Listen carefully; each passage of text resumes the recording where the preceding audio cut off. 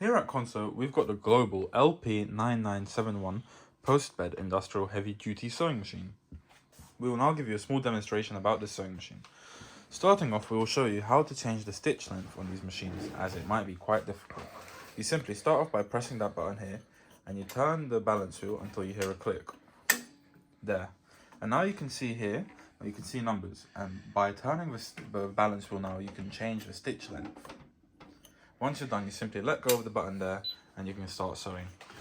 As you can see, one of the main features about the sewing machine is that it's got a roller foot instead of a normal presser foot. This helps aid you in sewing materials so that you can get better turns around.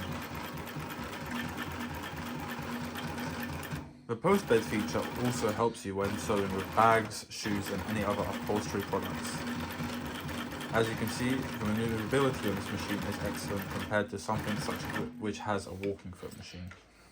This machine also has got a silent servo motor at the bottom here, and as you can hear, once the machine is on, it is completely silent, on contrary to a clutch motor.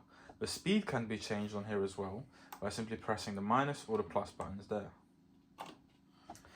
This machine also, because of the silent servo motor, this machine is also completely silent when sewing and very low vibrations. This machine is excellent for someone who is going to be sewing bags, shoes or any other upholstery products. The bobbin case also is moved from here, and as you can see, it's a top loading bobbin case. To change the thread as well, you simply push down the roller foot and you move it back like that, and from there you can thread it from left to right. This machine also has a knee lifter that can be used to lift the roller foot up and down to get access to your materials.